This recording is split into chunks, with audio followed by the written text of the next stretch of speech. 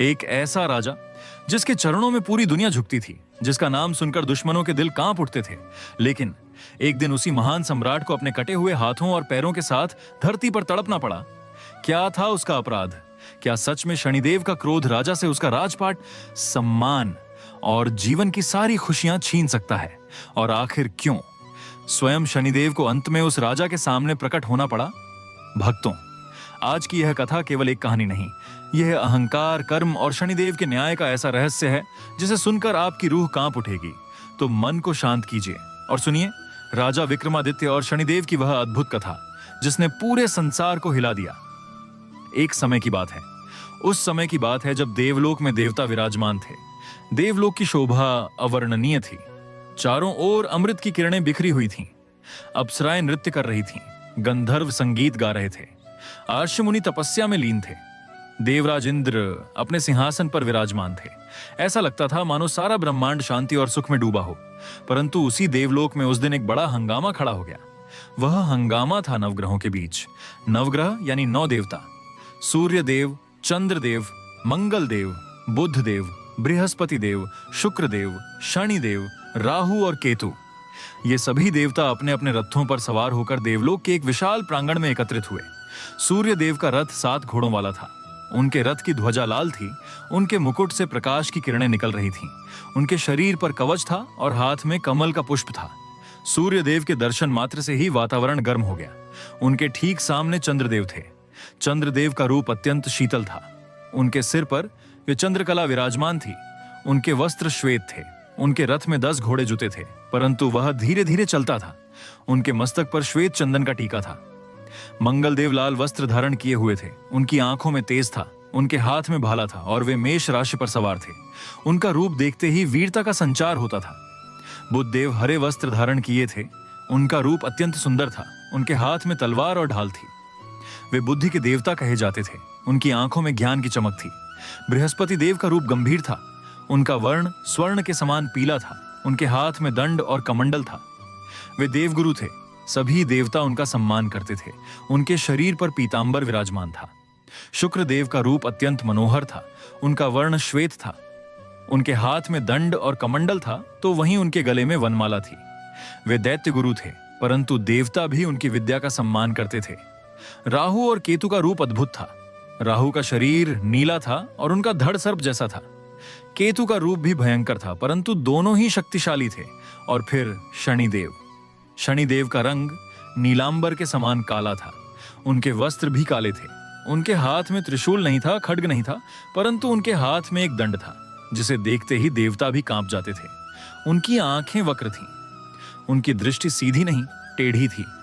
कहते हैं जिस पर शनि की वक्र दृष्टि पड़ती है उसका जीवन ही बदल जाता है। उनका वाहन गरुड़ नहीं, हाथी नहीं, कौवा था। हाँ, एक बड़ा काला कौवा जो उनके साथ रहता था और दूर दूर तक उनकी छाया फैलाता था। अब सुनिए आगे की बात। वह दिन किसी विशेष अवसर का नहीं था। फिर यह विवाद क्यों खड़ा हुआ? दरअसल एक बात चल ही रही थी। स्वर्गलोक में एक यज्ञ का आयोजन था। सभी देवता उस यज्ञ में आमंत्रित थे।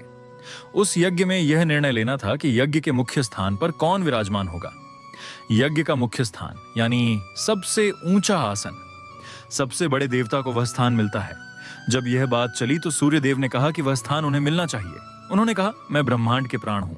मेरे बिना कोई प्रकाश नहीं, कोई ऊर्जा नहीं, कोई जीवन नहीं। सारे ग्रह मेरे चारों ओर घूमते हैं। मैं सबसे बड़ा हूं। यह सुनते ही चंद्रदेव बोल पड़े, रुको सूर्य, भूल जाते हो कि मैं सोम हूं, रस हूं। सारी वनस्पति मुझसे उगती है, आरतुएं मुझसे बदलती हैं, मन की शांति मैं देता हूं। बिना मेरे अमृत भी अमृत नहीं है। मैं सबसे बड़ा हूं। मंगल देव क्रोध में बोले, बस करो दोनों। तुम प्रकाश हो, तुम शीतलता हो, परंतु मैं शौर्य हूं, मैं वीरता हूं। जब तक युद्ध ना हो तब तक राजा की कीमत क्या? जब संकट आता है तब मुझे याद किया जाता है, मैं ही सबसे बड़ा हूं। बुधदेव हंसे और बोले, वीरता अकेली कुछ नहीं कर सकती, बुद्धि चाहिए। मैं बुद्धि हूं। बिना बुद्धि के वीरता अंधी तलवार है। मैं सबसे बड़ा हूं। अब बृहस्पति देव का पारा चढ़ गया। वे अपने आसन से उठे और बोले, तुम सब छोटी छोटी बातें कर रहे हो। मैं गुरु हूं, देवताओं के गुरु, ज्ञान के देवता। मेरे बिना कोई यज्ञ सफल नहीं, कोई मंत्र सिद्ध नहीं, कोई देवता पूर्ण नहीं। स्पष्ट है, मैं सबसे बड़ा हूं। शुक्रदेव ने कहा, गुरु तो हो, परंतु प्रेम के बिना सारा ज्ञान बेकार है। मैं प्रेम हूं, मैं शुक्र हूं। मेरे बिना सृष्टि में रस नहीं, आनंद नहीं, सौंदर्य नहीं, मैं ही सबसे बड़ा हूं। राहु और केतु ने भी अपनी अपनी दलीलें दी। इसी बीच इन सबको चुपचाप देख रहे थे शनिदेव। उनके चेहरे पर कोई भाव नहीं था, वे शांत थे, परंतु उनकी आंखों में एक गहराई थी, जैसे वे जानते हों कि यह सब व्यर्थ है। थोड़ी देर बाद शनिदेव ने अपना मुख खोला। उनकी आवाज गरज की तरह गूंजी। इतना गंभीर, इतना भारी स्वर था कि सभी देवता चुप हो गए। शनिदेव ने कहा, तुम सब अपने अपने को बड़ा बता रहे हो, परंतु बड़ा वह है जो सबको अपने अधीन कर ले, जिसके आगे सब घुटने टेक दें, जिसके कोप से राजा रंक हो जाए और रंक राजा। बड़ा वह है जो कर्मों का फल देता है। मैं वह हूं, मैं शनि हूं, मैं न्याय हूं। मेरी वक्र दृष्टि से कोई नहीं बच सकता। राम जैसे अवतार भी मुझसे नहीं बचे, रावण जैसा महापराक्रमी भी नहीं बचा, कर्ण जैसा दानवीर भी नहीं बचा। मैं सबसे बड़ा हूं। शनिदेव की यह बात सुनते ही विवाद और बढ़ गया। सूर्यदेव ने कहा, तुम केवल दंड देते हो, मैं जीवन देता हूं, बड़ा कौन? चंद्र ने कहा, तुम अकेले क्या करोगे, मैं सबको शीतलता देता हूं। मंगल, बुध, बृहस्पति, शुक्र सब अपने अपने पक्ष रखने लगे। अब कोई निर्णय नहीं हो पा रहा था। बात इतनी बढ़ गई कि देवलोक में हाहाकार मच गया। देवर्षि नारद वहां उपस्थित थे। उन्होंने देखा यह विवाद अब बहुत बढ़ गया है, यदि यही हाल रहा तो देवलोक में कलह हो जाएगा। तब नारद जी ने कहा, हे देवताओं, क्यों व्यर्थ कलह कर रहे हो? आपस में लड़ने से कुछ नहीं होगा। कोई ना कोई न्यायकर्ता चाहिए जो निर्णय करे। सूर्यदेव ने कहा, ठीक है, जैसा नारद जी कहते हैं, परंतु इंद्र के पास चलते हैं, वे देवराज हैं, वही हमारा न्याय करेंगे। सभी देवता इंद्रलोक की ओर चल पड़े। इंद्रलोक की शोभा देखते ही बनती थी। चारों ओर स्वर्ण के महल, हीरे जवाहरात से जड़े सिंहासन, पारिजात के वृक्ष, कल्प वृक्ष और अमृत की नदियां। ऐरावत हाथी इंद्र के द्वार पर खड़ा था। रंभा, उर्वशी, मेनका, तिलोत्तमा ये अप्सराएं नृत्य कर रही थीं। इंद्रदेव अपने सिंहासन पर विराजमान थे। उनके सिर पर मुकुट था, हाथ में वज्र था। उनके चारों ओर देवता बैठे थे। जैसे ही 9 ग्रह देवता वहां पहुंचे, सारा इंद्रलोक सन्नाटे में डूब गया। इतने बड़े बड़े देवता एक साथ क्यों आए? यह देखकर सब आश्चर्यचकित रह गए। सूर्यदेव आगे बढ़े और बोले, हे देवराज, हमारे बीच एक गंभीर विवाद है। हम 9 ग्रहों में सबसे बड़ा कौन है? आप सब देवताओं के राजा हैं, आप ही न्याय कर सकते हैं। इंद्रदेव ने यह बात सुनी। उनके मुख पर थोड़ी देर के लिए मुस्कान आई, परंतु वह मुस्कान उतनी ही देर में गायब हो गई। उन्हें इस प्रश्न का महत्व समझ में आ गया। उन्होंने सोचा, यदि मैं किसी एक को बड़ा कह दूंगा तो बाकी सब मुझ पर क्रोधित होंगे, और यदि मैं किसी को छोटा कह दूंगा तो उसका कोप मुझ पर पड़ेगा, विशेषकर शनिदेव। उनकी तो बात ही अलग है। इंद्रदेव ने हाथ जोड़कर नम्रता से कहा, हे देवताओं, तुम सब मुझसे भी बड़े हो। तुम्हारे बिना यह ब्रह्मांड चल ही नहीं सकता। मैं देवराज हूं, परंतु मैं तुम सबकी बराबरी भी नहीं कर सकता। मैं अपने मुख से किसी को बड़ा या छोटा नहीं कह सकता। मुझे क्षमा करो। ग्रह देवता निराश हुए। वे वापस जाने ही वाले थे कि इंद्रदेव ने कहा, एक निवेदन है, सुनिए। इस धरती पर राजा विक्रमादित्य का राज्य है। वे अत्यंत धर्मात्मा, विद्वान और न्यायप्रिय हैं। दूसरों के दुखों को दूर करना उनका स्वभाव है। वे तुम्हारा विवाद सुलझा सकते हैं। तुम सब भूलोक जाओ और उनके पास प्रस्ताव रखो। सभी ग्रह देवता इंद्र की बात मानकर पृथ्वी की ओर चल पड़े। उधर उज्जैन नगरी में राजा विक्रमादित्य का दरबार लगा हुआ था। राजा विक्रमादित्य भारत के सबसे प्रतापी राजाओं में से एक थे। उनके राज्य में सुख समृद्धि थी। कोई भूखा नहीं था, कोई निर्धन नहीं था। चारों ओर अनाज के गोदाम भरे थे। बाजारों में रौनक थी। लोग नाचते गाते थे। राजा का सिंहासन अष्टधातु का बना था। उस पर नवरत्न जड़े थे। राजा के सिर पर मुकुट था, जिसमें सबसे बड़ा हीरा जड़ा था। उनके गले में मोतियों की माला थी। हाथों में खड़े थे और पैरों में पाजेब। राजा के दरबार में मंत्री, सेनापति, दूत, व्यापारी, कवि, विद्वान सब उपस्थित थे। न्याय की पीठ पर राजा बैठे थे। एक एक करके प्रजा के लोग आ रहे थे, अपनी समस्याएं बता रहे थे और राजा उनका न्याय कर रहे थे। अचानक दरबार के मध्य में एक अद्भुत प्रकाश फैल गया। प्रकाश इतना तेज था कि सभी ने अपनी आंखें बंद कर लीं। जब प्रकाश थोड़ा कम हुआ तो सबने देखा कि 9 तेजस्वी पुरुष दरबार में खड़े हैं। उनके चेहरे दिव्य थे, उनके वस्त्र अद्भुत थे, उनके शरीर से ज्योति निकल रही थी। दरबारी घबरा गए। सेनापति ने तलवार निकाल ली। सिपाही आगे बढ़े, परंतु राजा विक्रमादित्य ने हाथ के इशारे से सबको रोक दिया। राजा ने तुरंत पहचान लिया कि ये कोई साधारण प्राणी नहीं, अपितु देवता हैं। राजा अपने सिंहासन से उठे और उन सबको प्रणाम किया। फिर विनम्रता से बोले, हे देवताओं, आप सब मेरे इस तुच्छ दरबार में पधारे। धन्य हुआ मेरा दरबार। बताइए, मैं आपकी क्या सेवा कर सकता हूं? सूर्य देव ने कहा, राजन, हम सब नवग्रह देवताओं में विवाद है, कौन सबसे बड़ा है, ये कोई निर्णय नहीं कर पाया। इंद्रदेव ने तुम्हारा नाम लिया है, हम चाहते हैं कि तुम हमारा न्याय करो। राजा विक्रमादित्य यह सुनकर स्तब्ध रह गए। उनके मन में सहसा हजारों विचार आए। उन्होंने सोचा, मैं मनुष्य हूं, ये देवता हैं, मैं इनका न्याय कैसे कर सकता हूं? मैं किसी को बड़ा कहूं तो बाकी नाराज, मैं किसी को छोटा कहूं तो वही नाराज, और यदि मैं इनमें से किसी का अपमान कर बैठा तो मेरे राज्य का क्या होगा? राजा थोड़ा चुप रहे, फिर उन्होंने कहा, हे देवताओं, ये मेरे लिए अत्यंत कठिन प्रश्न है।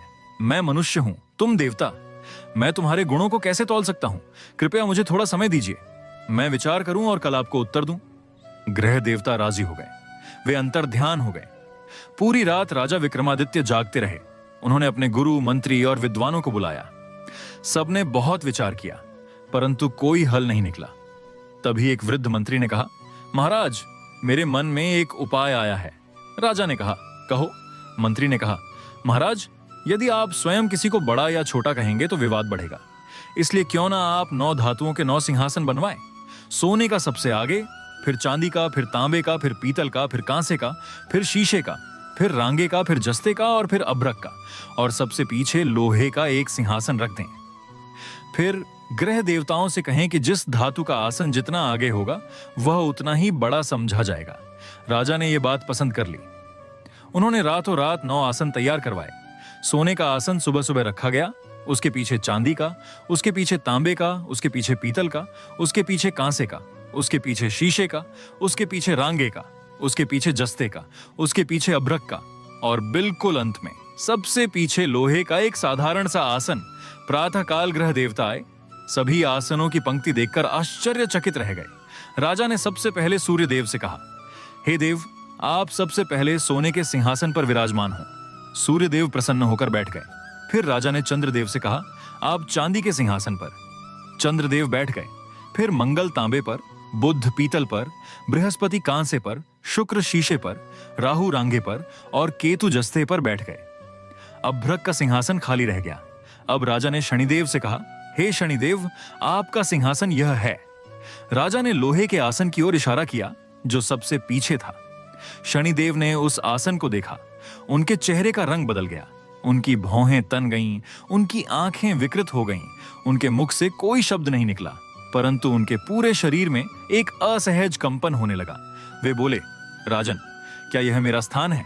सबसे पीछे, सबसे नीचे, लोहे पर, जबकि अभ्रक का सिंहासन खाली है और मुझे सबसे पीछे बिठाया जा रहा है।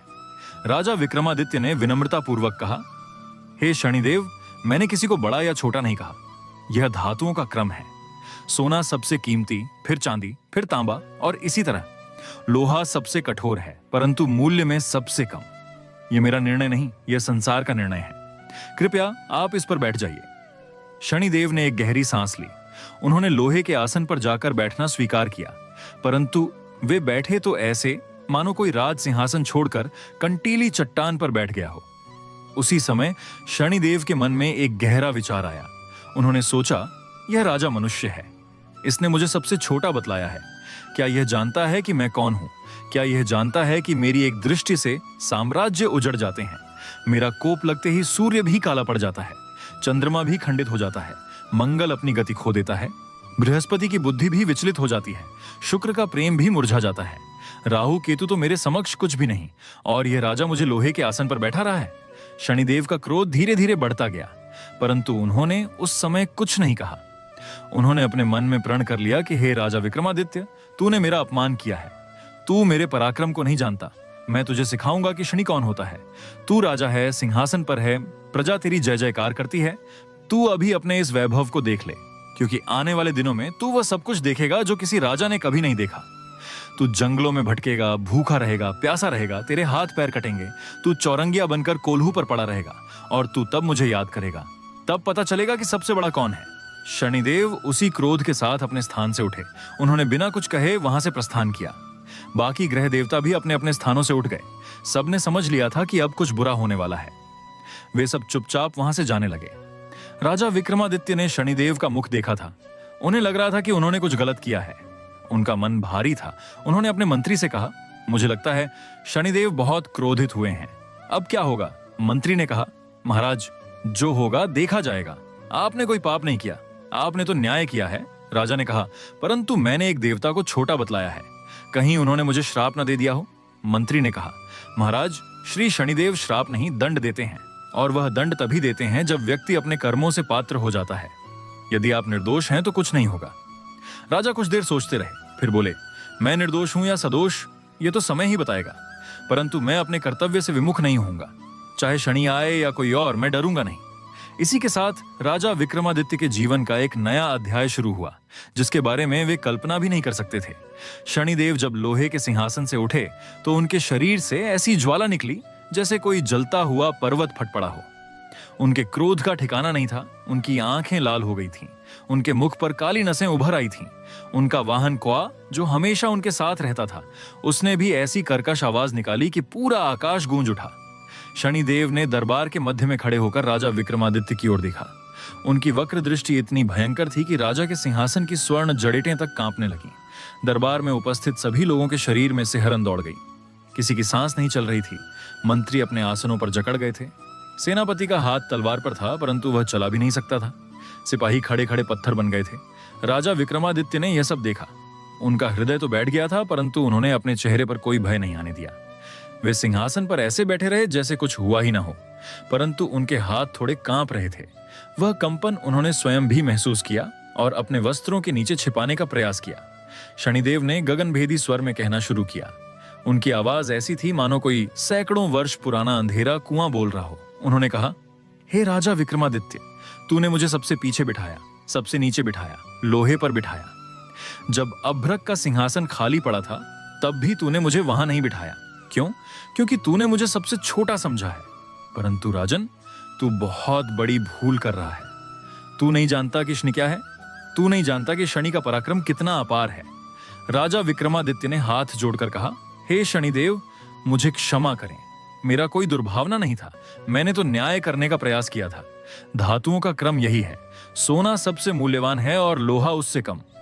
यह मेरा व्यक्तिगत निर्णय नहीं है। शनिदेव ने कहा, न्याय? तू न्याय की बात करता है? ठीक है, मैं तुझे न्याय सिखाता हूं। मैं तुझे बताता हूं कि असली न्याय क्या होता है। सुन राजन, मैं तुझे अपना पराक्रम सुनाता हूं। तू जान ले कि तूने किसे छोटा बतलाया है। राजा विक्रमादित्य चुप हो गए। उन्होंने सिर झुका लिया। वे जानते थे कि अब उनके सामने खड़ा होना व्यर्थ है। सारा दरबार सन्नाटे में डूब गया। शनिदेव ने अपनी आंखें बंद कर लीं। कुछ क्षण बाद उन्होंने आंखें खोलीं और आकाश की ओर देखा। फिर बोलने लगे, हे राजन, सूर्य एक राशि पर 1 महीने रहता है, केवल 1 महीना। उसके बाद वह दूसरी राशि में चला जाता है। उसकी दृष्टि का प्रभाव 30 दिन में समाप्त हो जाता है। चंद्रमा 2.25 महीने 2 दिन एक राशि पर रहता है। उसकी चांदनी जितनी सुंदर है उतनी ही क्षण भंगुर है। मंगल 1.5 महीने रहता है। 1.5 महीने में उसका उत्साह ठंडा हो जाता है। बुध 1 महीना रहता है। शुक्र भी 1 महीना। बृहस्पति 13 महीने रहता है, परंतु वो भी अपना प्रभाव धीरे धीरे खो देता है। राहु केतु 1.5 महीने। ये है इन सबका बल। परंतु राजन, सुन मेरी बात। मैं एक राशि पर 2.5 वर्ष रहता हूं। 2.5 वर्ष यानी 30 महीने। और जब मेरी 7.5 चलती है तब तो 7.5 वर्ष। मैं जहां दृष्टि डालता हूं वहां अकाल पड़ता है। जिस घर में प्रवेश करता हूं वहां कलह होता है। जिस राज्य पर कोप करता हूं वहां विनाश होता है। बड़े बड़े देवताओं को मैंने अपने प्रकोप से दुखी किया है। बड़े बड़े राजाओं को मैंने रंक बनाया है। क्या तूने रामायण नहीं पढ़ी? क्या तूने महाभारत नहीं सुनी?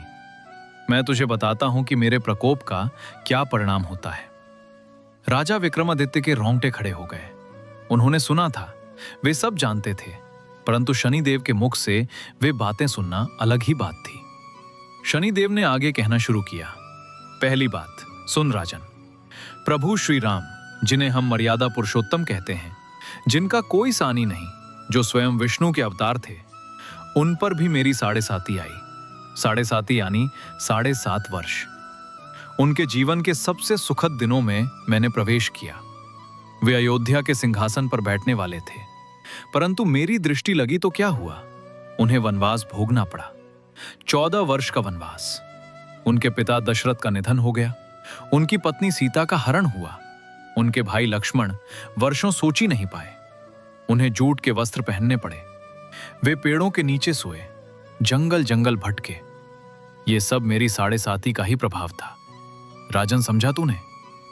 राम जैसे प्रभु भी मुझसे नहीं बच सके, तू क्या चीज है? राजा विक्रमादित्य का मस्तक और नीचे झुक गया। शनिदेव की आवाज और भी गरजने लगी। अब सुन दूसरा उदाहरण। रावण, वो महान पराक्रमी, तपस्वी, विद्वान, ब्रह्मा का पुत्र, जिसने तीनों लोकों को जीत लिया था, जिसके आगे देवता भी घुटने टेकते थे। उसने मुझे छोटा समझा था। उसने मेरी पूजा नहीं की, उसने मेरा तिरस्कार किया। तब मैंने उस पर अपनी दृष्टि डाली और देख क्या हुआ। रावण का सर्वनाश हो गया। उसका सारा राज्य जलकर राख हो गया।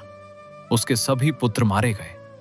उसके भाई विभीषण उससे अलग हो गए। अंत में लंका में आग लगी। रावण स्वयं युद्ध में मारा गया।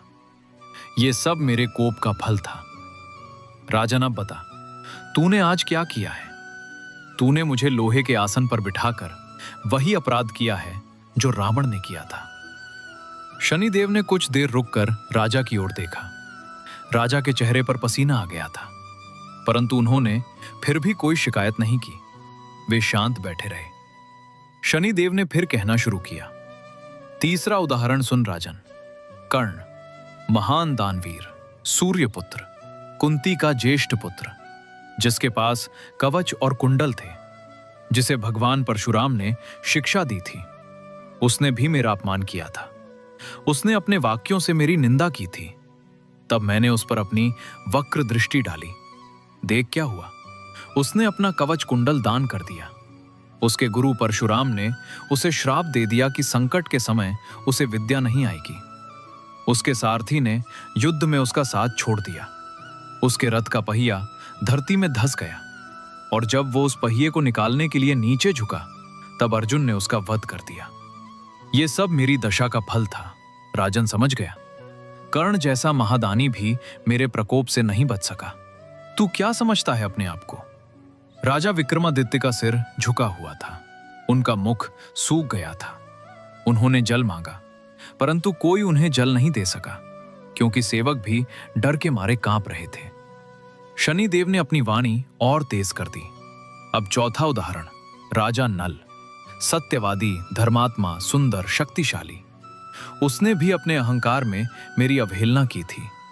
तब मैंने उस पर साढ़े साती आरंभ कर दी। क्या हुआ? राजा नल ने अपना सब कुछ खो दिया। वो द्यूत में हार गया। उसका राज्य छिन गया। उसे वनवास भोगना पड़ा।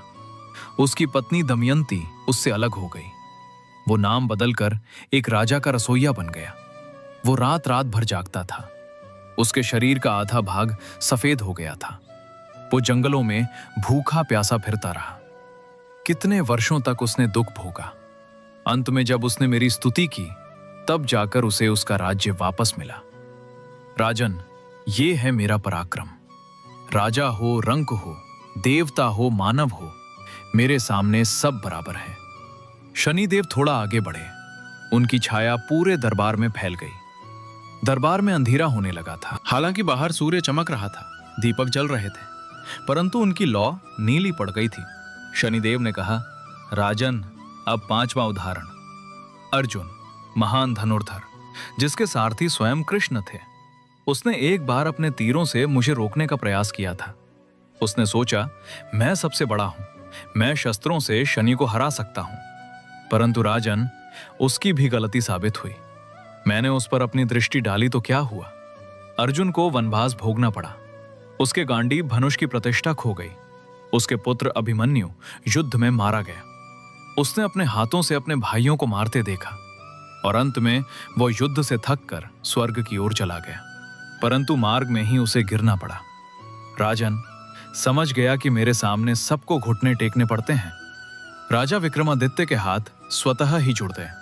उन्होंने कहा, हे शनिदेव, मैंने आपका अपराध किया है। मैं अपनी बुद्धि की सीमा में रहकर न्याय करना चाहता था, परंतु मैं असफल रहा। आप जैसा चाहें दंड दें, मैं उसे सहर्ष स्वीकार करूंगा। शनिदेव ने कहा, राजन, अब तू देर से समझा। तूने मुझे सबसे पीछे बिठाया है। अब तू ही अपने जीवन में सबसे पीछे चला जाएगा। तू राजा है, परंतु कुछ ही दिनों में तू भिखारी बन जाएगा। तू सिंहासन पर बैठा है, परंतु कुछ ही दिनों में तू जंगल की मिट्टी पर लौटेगा। तू आज राजभोग भोग रहा है, परंतु कुछ ही दिनों में तू भूखा रहेगा, प्यासा रहेगा। तेरे कपड़े फट जाएंगे, तेरा मुकुट खो जाएगा, तेरे आभूषण लुट जाएंगे। तू एक साधारण व्यक्ति बनकर जंगलों में भटकेगा, तुझे कोई नहीं पहचानेगा। तू अपना नाम तक छिपाने पर मजबूर हो जाएगा। राजा के मंत्रियों में से एक ने साहस करके कहा, हे शनिदेव, राजा ने अनजाने में अपराध किया है, कृपया उन्हें क्षमा कर दीजिए। शनिदेव ने उस मंत्री की ओर वक्र दृष्टि से देखा। मंत्री उसी समय मूर्छित होकर गिर पड़ा। शनिदेव बोले, मेरे कहने के बीच में कोई बोलता है? राजन, तू देख रहा है ये दृश्य? ये तो केवल छोटी सी चेतावनी है, आगे और बहुत कुछ आने वाला है। शनिदेव ने अपनी उंगली राजा की ओर बढ़ाई। उनके हाथ की अंगुली से एक काली लौ निकली और राजा के मुकुट पर जा लगी। मुकुट का प्रकाश तुरंत मंद पड़ गया। शनिदेव ने कहा, राजन, अब मैं तुझे छोड़कर जा रहा हूं, परंतु मेरी दशा तुझ पर आरंभ हो चुकी है। अब देखते हैं तू कितना धैर्य रखता है। याद रख, जब तू सब कुछ खो देगा तब मुझे याद करेगा, परंतु तब मैं सुनूंगा या नहीं, ये तेरे कर्मों पर निर्भर करता है। ये कहकर शनिदेव ने अपनी वक्र दृष्टि राजा पर स्थिर कर दी। राजा को लगा जैसे उनके शरीर में कोई अग्नि प्रवेश कर गई है। उनके हाथ पैर सुन्न होने लगे। उनकी आंखों के सामने अंधेरा छाने लगा। उन्होंने अपने सिंहासन को पकड़ लिया। शनिदेव ने आखिरी बार कहा, राजन, सावधान रहना, मैं अब जाता हूं, परंतु मेरी दशा तुझे छोड़कर नहीं जाएगी। मैं तुझे हर रूप में दिखूंगा, कभी व्यापारी बनकर, कभी व्याध बनकर, कभी अग्नि बनकर, कभी जल बनकर, कभी राजा बनकर, कभी रंक बनकर।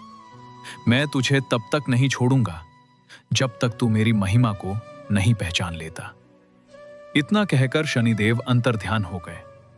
जैसे ही वे गए, दरबार में फिर से उजाला हो गया। दीपक सामान्य लौ से जलने लगे। मूर्छित मंत्री को होश आया।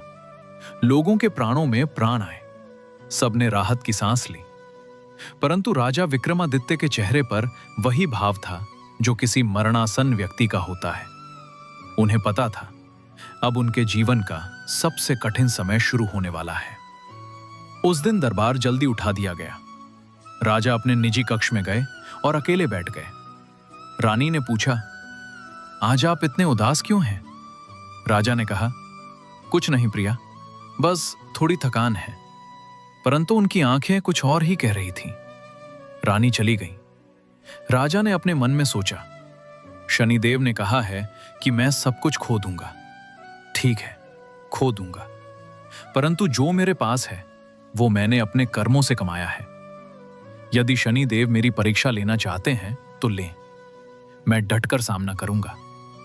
मैं रोऊंगा नहीं, विलाप नहीं करूंगा, क्योंकि मैं राजा हूं, मैं विक्रमादित्य हूं। राजा ने रात में किसी को कुछ नहीं बताया। वे चुपचाप सो गए, परंतु उनकी नींद में खलल पड़ रही थी। उन्हें बार बार शनिदेव का वो भयंकर रूप दिखाई दे रहा था। उनकी वक्र दृष्टि उनका पीछा नहीं छोड़ रही थी। सुबह हुई तो राजा अपने सामान्य दिनचर्या में लग गए। उन्होंने दरबार लगाया, न्याय किया, प्रजा की समस्याएं सुनी, परंतु उनके अंदर एक अजीब सी बेचैनी थी, जैसे कोई अनहोनी होने वाली हो। उसी दिन शाम को राजा के दरबार में एक अजीब घटना घटी। राजा का प्रिय हाथी, जो वर्षों से उनकी सेवा कर रहा था, अचानक मचल गया। उसने अपने महावत को पटक दिया और राजा के सिंहासन की ओर बढ़ा। राजा को बचाने के लिए सैनिकों ने हाथी पर बाण चलाए।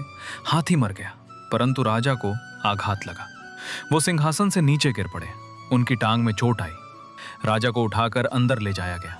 चिकित्सकों ने बताया महाराज को कम से कम 15 दिन आराम करना चाहिए, परंतु राजा कहाँ रुकने वाले थे। उन्होंने अगले ही दिन दरबार लगाया, परंतु अब उनके चेहरे पर वो तेज नहीं था जो पहले था। कुछ कमी थी, कोई अनजानी कमी।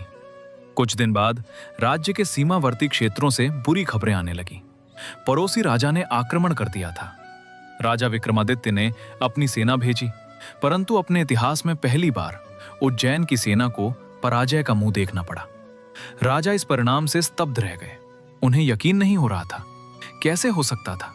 उनकी सेना अजेय थी। राजा ने स्वयं युद्ध का नेतृत्व करने का निर्णय लिया। उन्होंने कवच पहना, गांडीव उठाया, रथ पर सवार हुए। परंतु जैसे ही युद्ध स्थल पर पहुंचे, उनका रथ का पहिया टूट गया। युद्ध के बीच में घोड़े डरकर भाग गए। राजा अकेले खड़े थे। शत्रु सेना ने उन्हें घेर लिया। कोई उनकी सहायता को नहीं आया। अंत में राजा को युद्ध भूमि से पीछे हटना पड़ा। यह उनके जीवन की सबसे बड़ी शर्म की बात थी। जैसे ही राजा महल लौटे, उन्होंने देखा कि राजकोष के ताले टूटे हुए हैं। पता चला कि किसी चोर ने राजकोष लूट लिया है। राजा ने चोरों को पकड़ने का आदेश दिया, परंतु चोरों का कोई अता पता नहीं था। लाखों सोने चांदी के सिक्के, हीरे जवाहरात सब गायब हो गए। अब राजा विक्रमादित्य को समझ में आने लगा था कि शनिदेव की दशा कैसे काम कर रही है। यह अभी शुरुआत थी, आगे और भी कठिन समय था। उनके मित्र राजाओं ने उन्हें सहायता देने से इनकार कर दिया। उनके मंत्रियों ने गुप्त रूप से साजिशें रचनी शुरू कर दी। उनकी प्रजा में असंतोष फैलने लगा। राज्य के कोने कोने से बुरी खबरें आ रही थीं। राजा विक्रमादित्य अब वही सब देख रहे थे जो शनिदेव ने कहा था। सब कुछ बिखर रहा था। उनका साम्राज्य, उनकी प्रतिष्ठा, उनका धन, उनका मान सम्मान, सब कुछ धीरे धीरे खत्म हो रहा था। एक दिन राजा अकेले अपने कमरे में बैठे रो रहे थे। यह पहली बार था जब राजा विक्रमादित्य रोए थे। उन्होंने मुट्ठी बांधकर ऊपर देखा और कहा, हे शनिदेव, आप जीत गए, मैं रंक हो गया। परंतु मैं अपना धैर्य नहीं खोऊंगा। मैं सब कुछ सह लूंगा, परंतु मैं कभी किसी के सामने हाथ नहीं पसारूंगा। उसी रात राजा को स्वप्न आया। शनिदेव फिर से प्रकट हुए, परंतु इस बार उनके चेहरे पर कोमलता थी। उन्होंने कहा, राजन, तू अभी शुरुआत में है। यह तो पहला चरण था, अब दूसरा चरण आने वाला है, उससे भी कठिन। मैं देखना चाहता हूं कि तू कितना धैर्यवान है। यदि तू सब कुछ सह लेता है तो मैं स्वयं तुझे सब कुछ वापस दूंगा। यह मेरा वचन है। राजा ने स्वप्न में ही उत्तर दिया, हे शनिदेव, मैं तैयार हूं। चाहे जितना कष्ट दो, मैं सह लूंगा। मैं विक्रमादित्य हूं। स्वप्न समाप्त हुआ। राजा की आंखें खुली। उन्होंने देखा उनके कमरे में एक अजीब सी काली छाया थी। वो छाया धीरे धीरे दीवारों पर चढ़ रही थी। राजा ने अपने मन को मजबूत किया और मंत्र का जाप करने लगे। उसी दिन के बाद राजा विक्रमादित्य के जीवन में एक बड़ा परिवर्तन आया। अब वे दरबार में बैठते थे, परंतु उनके मन में कुछ और ही चल रहा था। वे शनि स्तोत्र का पाठ करने लगे थे। वे शनि देव की आराधना करने लगे थे, क्योंकि उन्होंने सच मान लिया था कि शनि देव सभी ग्रहों में सबसे बड़े हैं। परंतु अब तक बहुत देर हो चुकी थी। दशा आरंभ हो चुकी थी। कुछ ही दिनों के बाद राजा के राज्य में अकाल पड़ गया। बारिश नहीं हुई, नदियां सूख गईं, खेतों में अनाज नहीं उगा, प्रजा भूखी रहने लगी। राजा ने अपने भंडार के अनाज बांटने शुरू कर दिए। 1 महीने में सब खत्म हो गया। अब राज्य में अनाज का संकट था और राजकोष खाली था। राजा ने अपने मित्र राजाओं से सहायता मांगी, परंतु किसी ने मदद नहीं की। सभी ने कहा, हमारे पास भी पर्याप्त अनाज नहीं है। राजा समझ गए, ये शनि की दशा है। अब राजा प्रतिदिन सुबह शनि स्तोत्र का पाठ करते, शनि देव से प्रार्थना करते और फिर अपने दैनिक कार्यों में लग जाते। उन्होंने अपना आधा भोजन प्रजा को बांट दिया। उन्होंने अपने गहने गिरवी रखे। उन्होंने अपने घोड़े, हाथी, रथ सब बेच दिए, परंतु प्रजा को भूखा नहीं रहने दिया। एक दिन राजा के पास दरबार में एक अजीब आवाज आई। कोई फटे कपड़ों में मैले कुचैले चेहरे वाला व्यक्ति आया। उसने कहा, महाराज, मैं आपका पुराना मित्र हूं, मुझे भूख लगी है। राजा ने उसे देखा, उन्हें पहचाना नहीं। राजा ने कहा, मेरे पास देने के लिए कुछ नहीं है। उस व्यक्ति ने कहा, महाराज, आपने मुझे नहीं पहचाना। मैं वही व्यक्ति हूं जिसने एक बार आपको जंगल में पानी पिलाया था। राजा विक्रमादित्य चौंक गए। वो ग्वाला था, वो वही ग्वाला जिसने राजा को जंगल के उस दुर्दिन में पानी पिलाया था और जिसे राजा ने अपनी अंगूठी दी थी। राजा बोले, तुम यहां कैसे? तुम्हारा जीवन कैसे है? ग्वाले ने कहा, महाराज, आपकी अंगूठी बेचकर मैंने एक छोटा सा व्यापार शुरू किया था, परंतु धीरे धीरे सब खत्म हो गया। अब मैं भूखा हूं। राजा की आंखें नम हो गईं। उन्होंने कहा, मुझे क्षमा करो, मेरे पास आज कुछ भी नहीं है, मैं स्वयं रंक बन चुका हूं। ग्वाले ने कहा, महाराज, आप राजा हैं, आपके पास साम्राज्य है, फिर आप कैसे रंक हो सकते हैं? राजा ने कहा, साम्राज्य? ये देख, मेरे सिर पर मुकुट है, परंतु उसमें से हीरे चोरी हो चुके हैं। मेरे पैरों में पाजेब है, परंतु वो खोखली हो गई है। मेरे पास सिंहासन है, परंतु उसकी कीमत अब लकड़ी के बराबर है। साम्राज्य तो नाम मात्र का रह गया है। ग्वाले ने कहा, महाराज, फिर भी आप राजा हैं, राजा की दया से ही प्रजा जीती है। राजा ने अपने हाथ का आखिरी कड़ा उतार कर ग्वाले को दे दिया। उन्होंने कहा, ले जा, इसे बेचकर अपना पेट भर। ग्वाले ने कहा, महाराज, आप अपना आखिरी गहना भी दे रहे हैं? राजा ने कहा, हाँ, जब तक मेरे पास कुछ है मैं दूंगा, यही मेरा धर्म है। ग्वाले ने वो कड़ा लिया, वो चला गया, परंतु उसने जाते जाते एक बार पीछे मुड़कर देखा। उसकी आंखों में अजीब सी चमक थी। क्या वो ग्वाला सच में ग्वाला था या कोई और? राजा विक्रमादित्य का वैभव अब पूरी तरह समाप्त हो चुका था।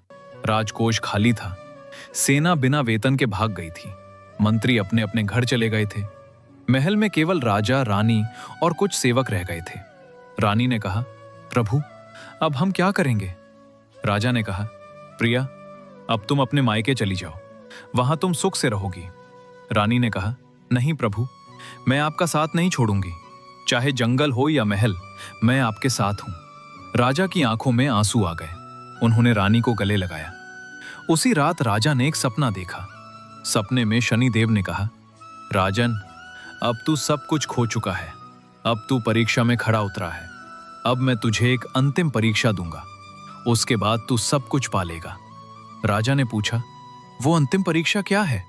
शनिदेव ने कहा, वो इतनी कठिन होगी कि तू कल्पना भी नहीं कर सकता। तेरे हाथ पैर कट जाएंगे, तू कोल्हू पर पड़ा रहेगा, तू चौरंगिया बन जाएगा, और तब जाकर तेरा उद्धार होगा। सपना तोड़ दिया गया। राजा की नींद खुल गई। उनका पूरा शरीर पसीने से तर था। उन्होंने मन ही मन कहा, हे शनिदेव, जैसी आपकी मर्जी, मैं तैयार हूं। अगले दिन राजा ने अपने सिंहासन को त्याग दिया। उन्होंने अपना मुकुट सिंहासन पर रख दिया। उन्होंने अपने राजवस्त्र उतार दिए। उन्होंने साधारण वस्त्र पहन लिए। उन्होंने रानी से कहा, प्रिया, अब हमें इस राज्य को छोड़ना होगा। शनिदेव का प्रकोप अभी शांत नहीं हुआ है। अगर यहां रहे तो प्रजा को भी कष्ट होगा। मैं अकेला जाऊंगा। रानी ने कहा, प्रभु, मैंने कहा ना कि मैं आपके साथ हूं। राजा ने कहा, नहीं प्रिया, तुम यहां रहो, मैं अकेला अपनी परीक्षा दूंगा। रानी रोने लगी। राजा ने उसे सांत्वना दी और फिर महल से बाहर निकल गए। वे बिना किसी को बताए, बिना किसी साथ के, अकेले ही उस नगर से बाहर निकल गए। वे घने जंगल की ओर चल दिए। जैसे जैसे वे आगे बढ़ते गए, राज्य की हलचल पीछे छूटती गई। अब चारों ओर सन्नाटा था। केवल पक्षियों की आवाज, पेड़ों की सरसराहट और जंगली जानवरों की दहाड़। राजा ने मन ही मन कहा, हे शनिदेव, मैं आपको प्रणाम करता हूं। आपने मुझे सिखाया है कि ये सब माया है। राजा होना और रंक होना दोनों भगवान की लीला है। मैं अब किसी बात का दुख नहीं करूंगा। मैं आपकी कथा को सत्य मानूंगा और मैं ये संदेश सारे संसार में फैलाऊंगा कि शनिदेव सबसे बड़े हैं। राजा ने जंगल में एक पेड़ के नीचे आराम किया। रात हो गई। जंगल में अंधेरा छा गया। सियार चिल्ला रहे थे, उल्लू बोल रहे थे। राजा एक तरफ लेट गए। उन्होंने अपने हाथों को जोड़ लिया। उनके पास अब कुछ नहीं बचा था, न मुकुट, न वस्त्र, न आभूषण, न धन, न कोई साथी, केवल एक वस्त्र और एक शरीर। उसी रात शनिदेव ने व्यापारी का रूप धारण किया। उन्होंने सुंदर सुंदर घोड़ों को साथ लिया और राजा के नगर की ओर चल दिए। उनका एक ही लक्ष्य था, राजा विक्रमादित्य को और अधिक दुख देना, ताकि राजा के धैर्य की परीक्षा हो। परंतु अब राजा विक्रमादित्य उस नगर में नहीं थे। वे तो जंगल में एक पेड़ के नीचे सो रहे थे। जब सुबह हुई तो उनकी आंखें खुली। उन्होंने देखा कि पास से एक सुंदर घोड़ा गुजर रहा है। उसकी पीठ पर कोई नहीं था। वो घोड़ा राजा को देखकर रुक गया। राजा ने सोचा, यह तो शनिदेव का ही कोई रूप है, परंतु अब मैं डरूंगा नहीं। उन्होंने घोड़े पर हाथ रखा। घोड़ा शांत हो गया। राजा घोड़े पर चढ़ गए घोड़ा चलने लगा। वो राजा को जंगल से बाहर किसी नगर की ओर ले जा रहा था। राजा ने सोचा, देखते हैं शनिदेव अब क्या करते हैं। वो घोड़ा उन्हें एक बड़े नगर में ले गया। वो नगर उज्जैन से भी समृद्ध लग रहा था। बाजार सजे थे, लोग खुश थे। राजा ने उस घोड़े को एक अस्तबल से बांध दिया। वे स्वयं नगर के बीचों बीच एक चबूतरे पर जाकर बैठ गए। लोग उन्हें देखकर कहने लगे, ये कौन है? बड़े राजसी ढंग से बैठा है, कहीं राजा तो नहीं? राजा चुप रहे। उन्होंने किसी से कुछ नहीं कहा। वे सिर्फ बैठे रहे और शनिदेव का स्मरण करते रहे, क्योंकि वे जानते थे अब जो भी होगा शनिदेव की इच्छा से होगा और वे इसे सहर्ष स्वीकार करने को तैयार थे। कुछ ही देर में उस नगर के राजा के सैनिक वहां आए। उन्होंने राजा को देखा। उन्हें उसके चेहरे पर राजसी तेज दिखा। उन्होंने सोचा, शायद ये कोई भेष बदले हुए राजा है। उन्होंने राजा विक्रमादित्य को अपने राजा के पास ले जाने का निर्णय लिया। राजा ने कोई विरोध नहीं किया। वे चुपचाप सैनिकों के साथ चल दिए। अब आगे का दृश्य और भी नाटकीय था। उस नगर के राजा ने राजा विक्रमादित्य को देखा। उन्होंने पूछा, कौन हो तुम? राजा विक्रमादित्य ने कहा, मैं एक पथिक हूं। राजा ने पूछा, कहां से आ रहे हो? विक्रमादित्य ने कहा, उज्जैन से। राजा ने पूछा, उज्जैन के राजा विक्रमादित्य का क्या हाल है? विक्रमादित्य ने कहा, वे अब राजा नहीं रहे। राजा को हैरानी हुई। उन्होंने पूछा, क्यों? विक्रमादित्य ने कहा, शनि की दशा, वे सब कुछ खो बैठे। अब वे कहीं जंगलों में भटक रहे होंगे। सब चुप हो गए। उस राजा ने सोचा, ये व्यक्ति बड़े तेज वाला है, इसे अपने यहां रखना चाहिए। उन्होंने राजा विक्रमादित्य को अपने राज्य में रहने का निमंत्रण दिया। राजा विक्रमादित्य ने स्वीकार कर लिया। वे उस नगर में रहने लगे, परंतु उन्होंने अपना असली नाम नहीं बताया।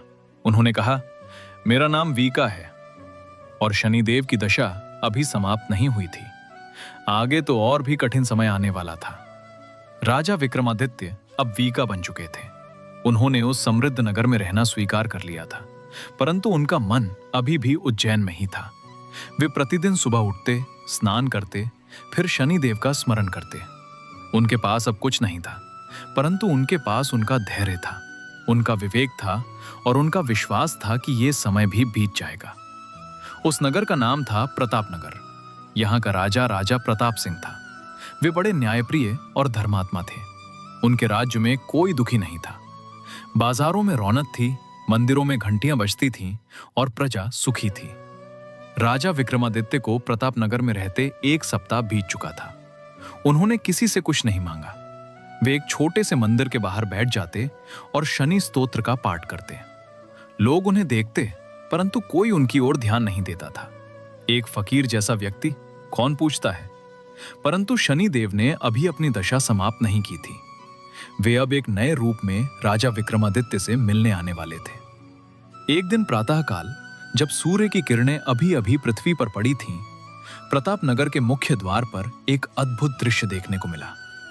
दूर से धूल के गुबार उठ रहे थे। जैसे ही वो धूल निकट आई, लोगों ने देखा कि घोड़ों का एक बड़ा जत्था आ रहा है। घोड़े एक से बढ़कर एक थे। कोई काले थे तो कोई सफेद, कोई भूरे थे तो कोई चितकबरे।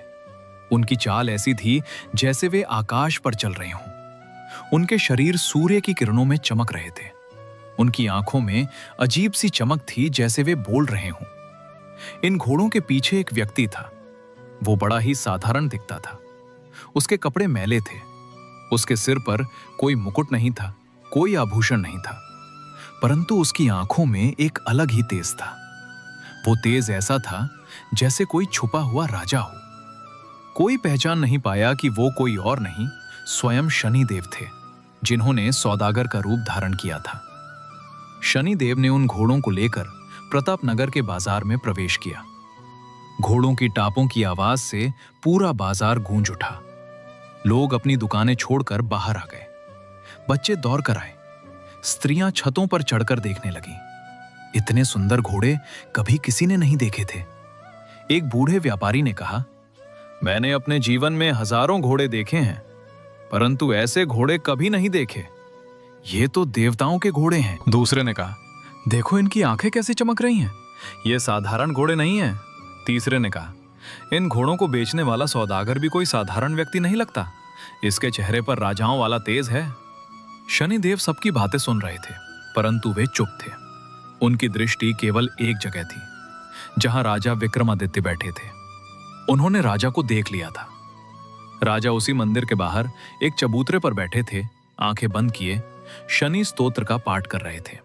उन्हें इस बात की खबर नहीं थी कि जिसकी वे पूजा कर रहे हैं वो स्वयं उनसे कुछ ही दूरी पर खड़ा है। शनिदेव ने मन ही मन कहा, राजन, अभी तू मेरी स्तुति कर रहा है, परंतु कुछ ही क्षणों में तू मुझे कोसेगा, क्योंकि मैं तुझे इतना दुख दूंगा कि तू रो उठेगा। परंतु यह आवश्यक है, तभी तू सच्ची भक्ति को समझ पाएगा। शनिदेव ने अपने घोड़ों को नगर के चौराहे पर खड़ा कर दिया। उन्होंने ढोल बजवाए और ऐलान करवाया, हे प्रतापनगर के नागरिकों, मैं एक घोड़ा व्यापारी हूं। मेरे पास अनेक नस्ल के अद्भुत घोड़े हैं। जो कोई भी अच्छा घोड़ा खरीदना चाहता है वो आकर देख सकता है। समाचार तेजी से फैला, यहां तक कि राजा प्रताप सिंह के कानों तक भी ये बात पहुंची। राजा प्रताप सिंह स्वयं घोड़ों के बड़े शौकीन थे। उनके पास पहले से ही अनेक घोड़े थे, परंतु जब उन्होंने सुना कि कोई सौदागर ऐसे घोड़े लेकर आया है जो स्वर्गीय घोड़ों से भी बढ़कर हैं, तो उनकी उत्सुकता बढ़ गई। राजा ने अपने अश्वपाल को बुलाया और कहा, जाओ उस सौदागर के घोड़े देखो, यदि वे वास्तव में उत्तम हैं तो कुछ खरीद लाना। अश्वपाल राजा का विश्वास पात्र था। उसने राजा की आज्ञा ली और तुरंत चौराहे की ओर चल दिया। जैसे ही उसने घोड़ों को देखा, उसके पैर जमीन पर जम गए। उसने अपनी आंखों पर विश्वास नहीं किया। इतने सुंदर, इतने बलशाली, इतने प्रशिक्षित घोड़े। उनके शरीर इतने चिकने थे मानो उन पर रेशम बिछा हो। उनकी अयाल ऐसी लहरा रही थी मानो कोई नदी बह रही हो। अश्वपाल ने घोड़ों के पास जाकर उन्हें निकट से देखा। उसने उनके दांत देखे, उनकी आंखें देखी, उनके पैर देखे, उनकी पीठ देखी। कोई कमी नहीं थी। वे एकदम सिद्ध नस्ल के थे। उसने शनिदेव से पूछा, हे सौदागर, इन घोड़ों का मूल्य क्या है? शनिदेव ने कहा, मैं मूल्य नहीं बताता, जो जितना मूल्य देगा उतने में दे दूंगा। अश्वपाल ने सोचा, यह कोई साधारण व्यापारी नहीं है। उसने तुरंत राजा को खबर भेजी, महाराज, आप स्वयं आकर देखिए, ऐसे घोड़े मैंने जीवन में नहीं देखे। राजा प्रताप सिंह स्वयं चौराहे पर आ गए। उन्होंने घोड़ों को देखा और उनकी आंखें फैल गईं। उनके मुंह से निकला, वाह, क्या घोड़े हैं! ये तो उच्चई श्रवा से भी बढ़कर हैं। राजा ने घोड़ों को छुआ। उनके शरीर में से ऊर्जा का संचार हुआ। राजा ने सोचा, यदि मेरे पास ऐसे घोड़े हों तो मेरी सेना अजेय हो जाएगी। राजा ने सबसे सुंदर काले घोड़े को चुना। वो घोड़ा बिल्कुल बादल के समान काला था, परंतु उसके माथे पर सफेद चिन्ह था जो चंद्रमा जैसा लग रहा था। राजा ने शनिदेव से पूछा, इस घोड़े का मूल्य? शनिदेव ने कहा, महाराज, आप क्या देना चाहेंगे? राजा ने बहुत ऊंचा मूल्य बताया। शनिदेव तुरंत राजी हो गए। इतने सरलता से व्यापार करते देख राजा को और भी विश्वास हो गया कि यह सौदागर कोई साधारण नहीं है। राजा ने उस घोड़े को खरीद लिया और तुरंत उस पर सवार होना चाहा, परंतु घोड़े को साधने में समय लगता है। घोड़ा अभी तक राजा के अभ्यस्त नहीं हुआ था। अश्वपाल ने कहा, महाराज, कुछ दिन रुकिए, घोड़े को साध लेने दीजिए। परंतु राजा प्रताप सिंह को अपने ऊपर बहुत भरोसा था। वे बोले, मैं राजा हूं, मुझे घोड़ों को साधना आता है। उन्होंने घोड़े पर चढ़ने का प्रयास किया। घोड़ा थोड़ा मचला, परंतु राजा ने उसे संभाल लिया। राजा ने उस घोड़े पर एक चक्कर लगाया। सबने तालियां बजाईं। राजा बहुत प्रसन्न हुए। उन्होंने उस घोड़े को अपने निजी अस्तबल में रखवा दिया। अब इस घटना ने पूरे नगर में चर्चा पैदा कर दी। लोग सौदागर के पास आ रहे थे, घोड़े देख रहे थे, कुछ खरीद भी रहे थे। सब प्रसन्न थे, परंतु किसी को यह नहीं पता था कि यह सौदागर शनिदेव है और ये घोड़े कोई साधारण घोड़े नहीं हैं, बल्कि शनि की दशा का एक हिस्सा है। राजा विक्रमादित्य उस मंदिर के बाहर बैठे सब देख रहे थे। उन्होंने उन घोड़ों को देखा, उन्होंने उस सौदागर को देखा। उन्हें कुछ तो अटपटा लगा। उस सौदागर की आंखें उन्हें कहीं सुनाई दे रही थीं, लेकिन वे पहचान नहीं पाए। उन्होंने सोचा, यह सौदागर कोई साधारण व्यक्ति नहीं है, परंतु मैं अब कौन होता हूं दूसरों के बारे में सोचने वाला? मैं तो स्वयं एक भिखारी हूं। वे फिर से अपने स्तोत्र में लग गए। शनिदेव ने राजा विक्रमादित्य को देखा। उन्होंने सोचा, राजन, तू अभी यहां बैठा है, परंतु कुछ ही समय में तू भी इन घोड़ों के बारे में सोचेगा और तब मैं तुझे अपनी असली शक्ति दिखाऊंगा। कुछ दिन बीत गए। राजा प्रताप सिंह उस काले घोड़े पर सवार होकर प्रतिदिन नगर भ्रमण करते। लोग उन्हें देखकर प्रसन्न होते, परंतु एक दिन अचानक वो घोड़ा बेकाबू हो गया। बीच बाजार में वो उछलने लगा। राजा ने उसे संभालने की बहुत कोशिश की, परंतु घोड़ा किसी तरह नहीं माना। उसने अपने पिछले पैरों पर उछलकर राजा को नीचे पटक दिया। राजा के घुटने में चोट आई, उन्हें बिस्तर पर लेटना पड़ा। संयोग से उसी दिन राजा विक्रमादित्य मंदिर से लौट रहे थे। उन्होंने ये दृश्य देखा। वे उस घोड़े के पास गए। घोड़ा उन्हें देखते ही शांत हो गया। राजा विक्रमादित्य ने घोड़े के माथे पर हाथ रखा। घोड़े की आंखों में आंसू आ गए, मानो वो कह रहा हो, मैं यहां बंधा हूं, मुझे मुक्त कर दो। राजा ने घोड़े को एक तरफ बांध दिया और चुपचाप अपने स्थान पर लौट गए। शनिदेव ये सब देख रहे थे। उन्होंने सोचा, राजन, तूने घोड़े को शांत किया, परंतु तू नहीं जानता कि यह घोड़ा मेरा एक रूप है। अब मैं तुझे इसी घोड़े के द्वारा और अधिक दुख दूंगा। उसी रात शनिदेव ने राजा विक्रमादित्य को स्वप्न दिया।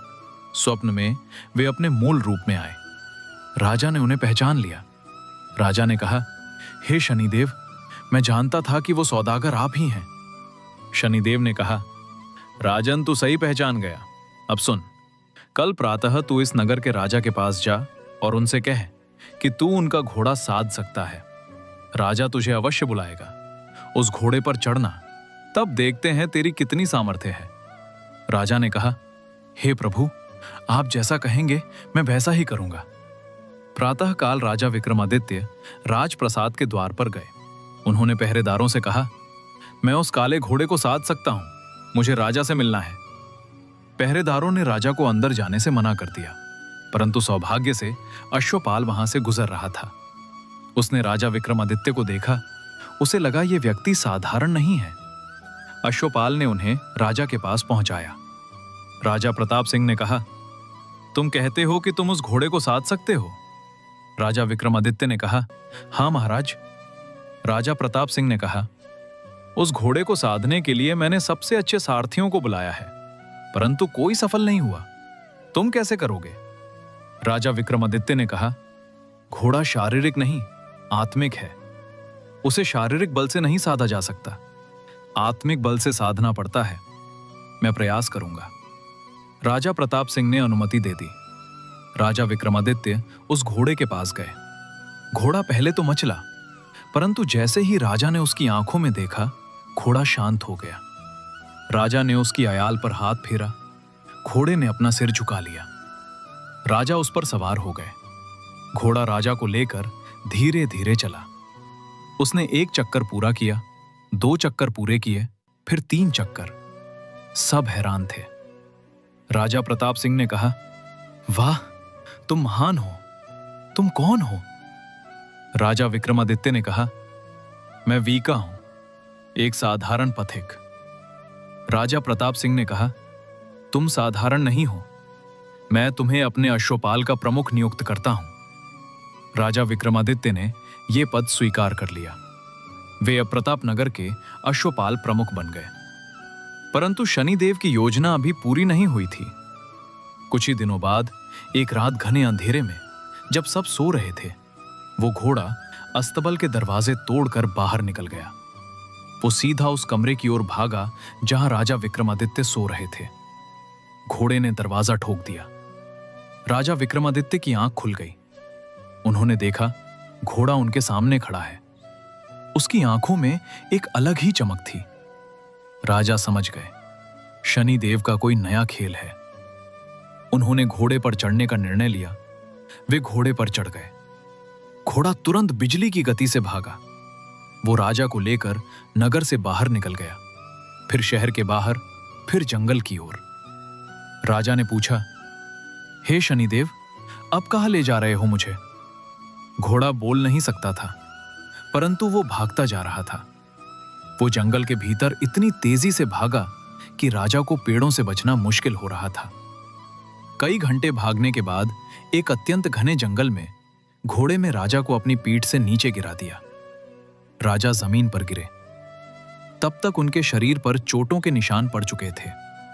घोड़ा वहीं अंतर्ध्यान हो गया। राजा विक्रमादित्य उठकर खड़े हुए। चारों ओर घना जंगल था। सियार चिल्ला रहे थे। रात का अंधेरा घना होता जा रहा था। राजा के पास न जल था, न भोजन, न कोई हथियार। उनके कपड़े फट गए थे। उनके पैरों में छाले पड़ गए थे। वे अकेले थे, बिल्कुल अकेले। राजा ने आकाश की ओर देखा। तारे चमक रहे थे। उन्होंने कहा, हे शनिदेव, मैं समझ गया, यह सब आपकी लीला है। मैं इस जंगल में भटकूंगा, मैं भूखा रहूंगा, प्यासा रहूंगा, परंतु मैं रोऊंगा नहीं, मैं शिकायत नहीं करूंगा, क्योंकि मैं जानता हूं आपके बिना एक पत्ता भी नहीं हिलता। राजा ने उस रात एक पेड़ के नीचे बिताई। भूख से उनका पेट जल रहा था, प्यास से उनका गला सूख रहा था, परंतु उन्होंने एक बूंद पानी के लिए विलाप नहीं किया। सुबह हुई तो राजा जंगल में भटकने लगे। वे किसी नदी या झरने की खोज में थे। बहुत देर बाद उन्हें एक छोटा सा झरना मिला। उन्होंने पानी पिया। उनके शरीर में थोड़ी शक्ति आई। उन्होंने जंगल में कुछ जंगली फल देखे, उन्हें तोड़कर खाए। अब वे भूखे नहीं थे, परंतु उनके कपड़े फटे हुए थे, उनके बाल बिखरे हुए थे, उनका चेहरा मैला था। वे किसी साधु से भी अधिक दयनीय स्थिति में थे। वे जंगल में भटकते रहे। 1 सप्ताह, 2 सप्ताह, 3 सप्ताह, कई दिनों तक उन्हें कुछ खाने को नहीं मिलता था। वे पत्तियां चबाते, जड़ें खाते और कभी भाग्य से कोई फल मिल जाता। एक दिन जब वे एक पेड़ के नीचे बैठे थे, एक ग्वाला वहां अपनी गायें चराने आया। ग्वाले ने राजा को देखा। उसने पूछा, तुम कौन हो? यहां जंगल में कैसे? कोई गांव या नगर तो यहां से बहुत दूर है। राजा ने कहा, मैं एक पथिक हूं, रास्ता भटक गया। ग्वाले ने राजा के चेहरे की ओर देखा। उसे लगा ये कोई साधारण व्यक्ति नहीं है, इसके चेहरे पर राजाओं वाला तेज है। ग्वाले ने अपने झोले से रोटी निकालकर राजा को दी। राजा ने रोटी खाई। उसके बाद ग्वाले ने एक लोटा पानी भी दिया। राजा ने ग्वाले से पूछा, यहाँ सबसे निकट का नगर कौन सा है? ग्वाले ने कहा, यहाँ से लगभग 25 कोस दूर एक नगर है, उसका नाम है सुखदेव नगर। वहां सेठ लोग रहते हैं, व्यापार होता है। राजा ने उस नगर की ओर चलने का निर्णय लिया। उन्होंने ग्वाले का धन्यवाद किया और चल पड़े। राजा को चलते हुए कई दिन हो गए। रास्ते में उन्हें कई कठिनाइयों का सामना करना पड़ा। कभी जंगली जानवर सामने आ जाते, कभी नदी आड़े आ जाती, कभी भूख प्यास सताने लगती, परंतु राजा डटे रहे। अंत में एक सुबह जब सूर्य ठीक सिर पर था, उन्हें दूर एक बड़ा नगर दिखाई दिया। उसके गुंबद, मंदिर के शिखर और ऊंचे ऊंचे महल। राजा ने सोचा, यही होगा सुखदेव नगर। वे नगर की ओर बढ़ गए। नगर के द्वार पर पहरेदार थे। उन्होंने राजा को रोका। उन्होंने पूछा, कौन हो? कहां से आ रहे हो? राजा ने कहा, मैं वीका हूं, उज्जैन से आ रहा हूं, मार्ग भटक गया था। पहरेदारों ने राजा को अंदर जाने की अनुमति दे दी। राजा ने नगर में प्रवेश किया। बाजार की रौनक देखकर वे चकित रह गए। उज्जैन जैसा ही वैभव था यहाँ। दुकानों पर तरह तरह के पदार्थ रखे थे। कहीं मिठाइयां बन रही थीं, कहीं कपड़े बिक रहे थे, कहीं जेवरात की दुकानें थीं। राजा ने सोचा, अब मुझे कुछ काम ढूंढना होगा। वे बिना काम के नहीं रह सकते। उन्होंने एक बड़ी सी दुकान के बाहर बैठने का सोचा। वह दुकान एक बड़े सेठ की थी। सेठ का नाम था सेठ धनपाल। वे नगर के सबसे बड़े व्यापारी थे। सेठ धनपाल अपनी दुकान पर बैठे हुए थे। उन्होंने देखा कि एक व्यक्ति दुकान के बाहर बैठा है। उसके कपड़े फटे हैं, परंतु उसके चेहरे पर तेज है। सेठ धनपाल के मन में दया आई। उन्होंने नौकर से कहा, उस व्यक्ति को अंदर बुलाओ। नौकर ने राजा को बुलाया। राजा सेठ के सामने पहुंचे। सेठ ने पूछा, तुम कौन हो? कहां से आए हो? तुम ऐसी हालत में क्यों हो? राजा विक्रमादित्य ने वही पुरानी कहानी दोहराई। मैं वीका हूं, उज्जैन का व्यापारी था, लुटेरों ने सब कुछ लूट लिया, अब बिना सहारे के हूं, मुझे कोई काम दे दो। सेठ धनपाल ने राजा के चेहरे पर गौर किया। उसे लगा, यह व्यक्ति सच नहीं बोल रहा है, इसके चेहरे पर झूठ के लक्षण नहीं है, परंतु ये अपने से कुछ छिपा रहा है। फिर भी सेठ के मन में दया थी। उन्होंने कहा, ठीक है, तुम आज से मेरी दुकान पर काम कर सकते हो, मैं तुम्हें भोजन और वस्त्र दूंगा। राजा ने सेठ को धन्यवाद दिया और वहीं बैठ गए। उसी दिन एक अद्भुत घटना घटी। सेठ की दुकान पर बिक्री बहुत अधिक हुई, इतनी कि सेठ ने अपने पूरे जीवन में कभी एक दिन में इतना माल नहीं बेचा था। सेठ को लगा यह वीका सौभाग्य लेकर आया है। सेठ ने उसी दिन निर्णय लिया कि वह वीका को अपने घर भोजन पर बुलाएगा। शाम को सेठ ने कहा, वीका, आज तुम मेरे घर चलो, भोजन करोगे? राजा विक्रमादित्य ने कहा, सेठ जी, मैं तो साधारण व्यक्ति हूं, आप मुझे भोजन क्यों देना चाहते हैं? सेठ ने कहा, तुम इस दुकान पर सौभाग्य लेकर आए हो। आज अभूतपूर्व बिक्री हुई है, मैं तुम्हें पुरस्कृत करना चाहता हूं।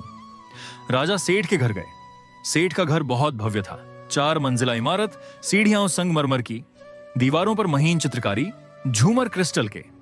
सेठ की पत्नी ने राजा का स्वागत किया। उन्होंने राजा के पैर धोए, उन्हें आसन दिया और बहुत से व्यंजन परोसे। राजा भोजन करने बैठे। वे बहुत दिनों बाद इतना अच्छा भोजन कर रहे थे। उनका मन प्रसन्न था। भोजन करते समय उनकी नजर उस कमरे के एक कोने पर पड़ी जहां एक लकड़ी की खूंटी लगी थी। उस खूंटी पर एक सोने का हार लटक रहा था। हार बहुत कीमती था, उस पर हीरे माणिक्य जड़े थे। राजा ने देखा कि खूंटी धीरे धीरे उस हार को निगल रही है, जैसे हार खूंटी के भीतर समा रहा हो। राजा को बड़ा आश्चर्य हुआ। उन्होंने अपनी आंखों पर विश्वास नहीं किया। यह कैसे हो सकता है? लकड़ी की खूंटी सोने के हार को निगले? या कोई प्रेत छाया है? क्या कोई इंद्रजाल है? राजा ने देखना जारी रखा। हार पूरी तरह खूंटी के अंदर चला गया। खूंटी पहले जैसी ही दिख रही थी, जैसे कुछ हुआ ही ना हो। राजा चुप रहे। उन्होंने किसी से कुछ नहीं कहा। उन्होंने भोजन पूरा किया और दूसरे कमरे में सोने चले गए। सुबह हुई तो सेठ की पत्नी ने सबसे पहले देखा कि हार गायब है। उसने सेठ को बताया। सेठ ने पूरे घर की तलाशी ली, परंतु हार कहीं नहीं मिला। तब सेठ ने अपनी पत्नी से पूछा, कल घर में कौन कौन आया था? पत्नी ने कहा, हम दोनों थे, बच्चे थे, नौकर थे और वह वीका था, बाकी कोई नहीं। सेठ ने सोचा, वीका के अलावा कोई अजनबी घर में नहीं आया, तो हार कहां गया? क्या वीका ने चुरा लिया? सेठ का मन दुविधा में था। उसे विश्वास नहीं हो रहा था कि वीका चोर हो सकता है, परंतु उसके पास कोई और सिद्धांत नहीं था। सेठ दुकान पर आया। उसने राजा विक्रमादित्य से पूछा, वीका, मेरे घर से हार गायब है, तुम्हारे अलावा कोई आया ही नहीं, क्या तुमने वह हार लिया है? राजा ने साफ मना कर दिया, सेठ जी, मैंने हार नहीं लिया, मैं चोर नहीं हूं। मैंने देखा है कि वह हार खूंटी ने निगल लिया था, मैंने अपनी आंखों से देखा। सेठ हंस पड़ा। वह बोला, वीका, तुम पागल हो गए हो? लकड़ी की खूंटी सोने का हार निकलेगी? यह तो असंभव है, तुम कोई बहाना बना रहे हो। राजा ने कहा, सेठ जी, मैं सत्य बोल रहा हूं। सेठ को गुस्सा आ गया। उसने राजा को थप्पड़ मार दिया। राजा विक्रमादित्य ने उस थप्पड़ को सह लिया। उनके मुख से कोई शब्द नहीं निकला। सेठ ने कहा, मैं तुम्हें फौजदार के पास ले जाऊंगा, वह तुम्हारा न्याय करेगा। फौजदार ने राजा से पूछताछ की। राजा ने अपने बचाव में कुछ नहीं कहा। उन्होंने केवल इतना कहा, मैं निर्दोष हूं, मेरी बात पर विश्वास नहीं होता तो जो करना है करो। फौजदार ने राजा को उस नगर के राजा के पास भेज दिया। राजा सुखदेव नगर के राजा हरिपाल थे। राजा हरिपाल ने पूरे मामले की जांच की। सेठ ने अपनी बात रखी, राजा विक्रमादित्य ने अपनी बात रखी। राजा हरिपाल ने कहा, वीका, तुम पर एक ही आरोप है, तुम्हारे अलावा और कोई घर में आया नहीं, अतः तुमने ही चोरी की होगी, मुझे तुम्हें दंड देना होगा। क्या कहते हो? राजा विक्रमादित्य ने कहा, महाराज, जो आप उचित समझें। राजा हरिपाल ने सजा सुनाई, इस व्यक्ति के हाथ और पैर काट दिए जाएंगे, यह दंड चोरी के लिए उचित है। यह सुनते ही राजा विक्रमादित्य के मन में शनिदेव स्मरण आ गए। उन्होंने सोचा, हे शनिदेव, आपने कहा था कि मेरे हाथ पैर कटेंगे, वह दिन आ गया, मैं आपकी इच्छा का सम्मान करता हूं। राजा को काट के एक बड़े बोर्ड पर लिटाया गया। चारों तरफ भीड़ इकट्ठा हो गई। लोग फुसफुसा रहे थे। किसी को उस अपराधी पर दया आ रही थी, किसी को कोई सहानुभूति नहीं थी। जल्लाद आया, उसके हाथ में बड़ी बड़ी तलवारें थीं। जल्लाद ने राजा विक्रमादित्य की ओर देखा। राजा की आंखों में कोई डर नहीं था, वे शांत बैठे थे। जल्लाद ने पहले राजा के दाहिने हाथ पर वार किया, हाथ कट गया, रक्त बहने लगा। राजा के मुख से कोई आवाज नहीं निकली। फिर बायां हाथ कटा, फिर दायां पैर, फिर बायां पैर। राजा विक्रमादित्य अब चौरंगिया हो चुके थे। हाथ नहीं थे, पैर नहीं थे, केवल धड़। रक्त बह रहा था, उनका मुख पीला पड़ चुका था, उनका शरीर कांप रहा था, परंतु उनके चेहरे पर वही शांति थी, वही धैर्य था। सेठ ने यह दृश्य देखा, उसका हृदय पश्चाताप से भर गया। उसने सोचा, कहीं मैंने अन्याय तो नहीं किया, कहीं वीका ने सच कहा था। परंतु अब बहुत देर हो चुकी थी। राजा का हाथ पैर कट चुका था, कोई उसे वापस तो नहीं लगा सकता था। राजा हरिपाल ने आदेश दिया, इस चौरंगिया को नगर के बाहर फेंक दो, यहां मरने दो। सिपाहियों ने राजा विक्रमादित्य को उठाया और नगर के बाहर एक सुनसान स्थान पर फेंक दिया। वहां कोई नहीं था। राजा अकेले पड़े थे, उनके हाथ पैर नहीं थे, वे हिल भी नहीं सकते थे। रक्त रुक चुका था, परंतु घाव कच्चे थे। कीड़े मकोड़े उनके घावों पर मंडराने लगे थे। राजा ने अपनी आंखें बंद कर लीं। उन्होंने मन ही मन शनि स्तोत्र का पाठ किया। हे नीलांबर, हे कालरूप, हे वक्रदृष्टि, हे शनिदेव, आपने कहा था कि मेरे हाथ पैर कटेंगे, आपने वैसा ही किया। मैं आपके इस दंड को प्रसाद के रूप में स्वीकार करता हूं, क्योंकि मैं जानता हूं आप न्याय के देवता हैं। आप जो भी करते हैं भले के लिए करते हैं। राजा ने यह सोचकर अपनी आंखें बंद कर लीं कि अब मेरा समय पूरा हुआ, मैं अब इस शरीर को छोड़ दूंगा। परंतु तभी एक चमत्कार हुआ। एक तेली उधर से गुजर रहा था। तेली सरसों पीसने के लिए लकड़ी ढूंढ रहा था। उसने देखा एक व्यक्ति जमीन पर पड़ा है, न हाथ है न पैर है, परंतु उसकी आंखें खुली हैं और होठों पर शनि का नाम है। तेली के मन में दया आ गई। वह राजा के पास गया। उसने पूछा, भैया तुम कौन हो, तुम्हारे साथ ऐसा क्या हुआ? राजा ने कहा, मेरा नाम वीका है, मुझे चोरी के झूठे आरोप में दंड दिया गया। तेली ने कहा, भैया दुनिया बड़ी जाली है, सच्चे को भी झूठा बना दिया जाता है। चलो मेरे घर चलो, मैं तुम्हारी सेवा करूंगा। राजा ने कहा, मेरे हाथ पैर नहीं हैं, मैं कैसे चलूंगा? तेली ने कहा, मैं तुम्हें ढोकर ले जाऊंगा। तेली ने राजा को अपने कंधे पर उठाया और अपने घर की ओर चल दिया। राजा तेली के कंधे पर लटके हुए थे, उनका सिर झूल रहा था, परंतु उनके मन में शांति थी। तेली का घर छोटा था, उसके पास एक कोल्हू था जिसमें बैल घूमते हैं और सरसों पीसते हैं। तेली ने राजा को कोल्हू के पास एक चटाई पर लिटाया। उसने राजा के घावों पर मरहम लगाया, साफ पानी पिलाया। उसने कहा, भैया अब मेरे पास काम करने के लिए कोई नहीं है, कोल्हू पर बैलों को हाँकने वाला चाहिए। तुम भले ही हाथ पैर से असमर्थ हो, परंतु तुम्हारी जबान काम कर सकती है। मैं तुम्हें कोल्हू पर बैठा दूंगा, तुम अपनी जबान से ही बैलों को हाँक देना। राजा ने कहा, तुम्हें जो ठीक लगे। तेली ने राजा विक्रमादित्य को कोल्हू के मध्य में बैठा दिया। उसने बैलों को जोत दिया। राजा ने अपनी जीभ से हुंकार भरी। हाँ, बैल चलने लगे, कोल्हू घूमने लगा, सरसों पीसने लगी। राजा विक्रमादित्य अब चौरंगिया थे, उनके हाथ पैर नहीं थे, वे कोल्हू पर बैठे थे। बैल उनके इशारों पर चल रहे थे और मन ही मन वे शनिदेव का स्मरण कर रहे थे। वर्षा ऋतु आई, बादल घिरे, बिजली चमकी, झमाझम बारिश होने लगी। वह रात अत्यंत भयानक थी, चारों ओर अंधेरा था। बारिश से राजा विक्रमादित्य भीग रहे थे, उनके घावों में पानी घुस रहा था, वे ठंड से कांप रहे थे। तेली ने उनके पास आग जलाई, परंतु बारिश के कारण आग भी नहीं टिक रही थी। तभी राजा विक्रमादित्य के मन में एक प्रेरणा उठी। उन्होंने अपना मुख उठाया और गाना शुरू कर दिया, मल्हार राग। वह राग जो वर्षा में गाया जाता है। उनकी आवाज इतनी मधुर थी, इतनी तीव्र थी, इतनी पीड़ा और विरह से भरी थी कि कोल्हू के आसपास का सारा वातावरण बदल गया। बारिश तेज हो गई, बादल और गरजने लगे, परंतु उस राग में एक अजीब जादू था। जो सुन रहा था उसकी आत्मा तक झंकृत हो रही थी। तेली ने अपने कमरे में बैठकर यह राग सुना।